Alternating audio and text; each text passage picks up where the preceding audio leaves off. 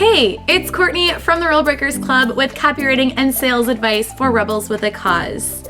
As a sales page copywriter, I see a lot of sales pages come across my desk. It's my job. And after working with dozens and dozens and dozens of sales pages and launches, I've noticed that there's a few things that everybody seems to do in their sales pages, which sometimes is a little bit shocking to me that people forget to put certain things on their sales pages because they seem so obvious. Well, what I've realized is that we are all in our own stuff. And while I think it's absolutely essential that you become a pro at communicating what you do to the people who need you, it can be very difficult to express what you do and remember to say all the things when you're inside of it, like seeing the forest through the trees type of thing. So in today's video, I want to give you a little cheat sheet and let you know the 5 mistakes that I see a lot of people making on their sales pages.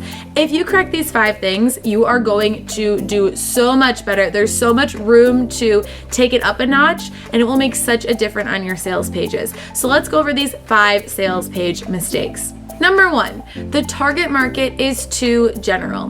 When I work with sales page CPR clients, the first thing we do is make sure that I know who that target market is. I get so specific that I make them pick one person who they know. I call it your muse, a real live human being who represents the perfect person for this offer.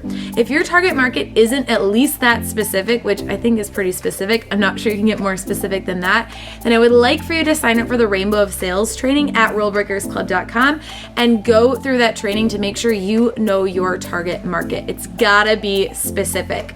Mistake number 2 is that the results are too vague.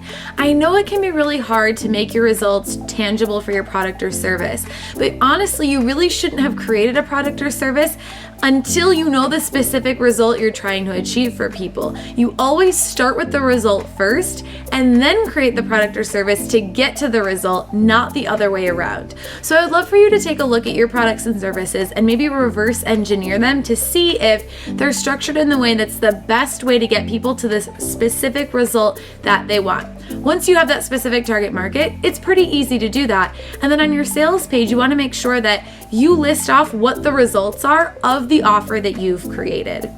Mistake number 3 is adding everything and the kitchen sink. I am guilty of this one.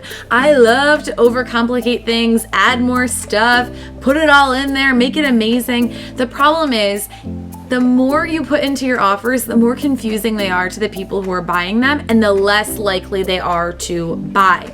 Your job is to create the most efficient solution to your target market's problem. You want to get them there as fast as possible. So if anything that you're including in your product or service is not necessary, please take it out. When you have a sales page that's just got way too many widgets and details and bonuses and all of that, it becomes very unclear what the whole purpose of it is. So make sure that everything that's there is there for a reason. On your sales page, your job is to express what is the reason for that. Why have you added these bonuses? Why does it need to be 6 modules, etc., etc.? Mistake number 5 is blah headlines. Your sales page is divided into sections, and there's normally about 10 to 15 sections on each sales page, depending on your specific offer and your style. But each one of those sections needs its own headline generally. Now, I see a lot of headlines on sales pages that say things like, here's what's included, or module 1, and then with some details. That's really blah. Your headlines need to be so good that if I just scan the sales page and only read the headlines, I will get a gist for what the offer is. But one more, I will actually feel compelled to buy the offer even if I only read the headlines. So there's the challenge I'm issuing to you today, is to put more content into your headlines. Little trick for you, normally the next line after the headline that starts the next paragraph, that line normally makes for a better headline than the headline that most people have. Okay, the last mistake number 5, is confusing calls to action. The entire purpose of your sales page is to get people to take that action. And if your call to action isn't the most clear thing in the world, you are suffering. Your conversion rates are suffering for it. So make sure that your buttons are very clear on your page. You know exactly the action you want people to take, and there's only one action for people to take.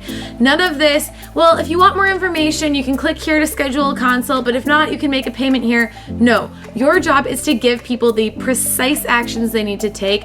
I normally recommend with services starting out with a questionnaire or an application form, and with products just having a button that leads to that order form. So that's what I'd love for you to do with that call to action, to make sure it's clear instead of confusing. So those are the 5 biggest sales page mistakes. I know that you're not going to make those mistakes anymore, but just to make sure and make it easier for you to fix all the mistakes if you are making them, I'd love for you to download this week's action sheet so that you can take that action. If you love this video, you can also click one of our click to tweets or share this post on Facebook and Twitter, and I will see you next week.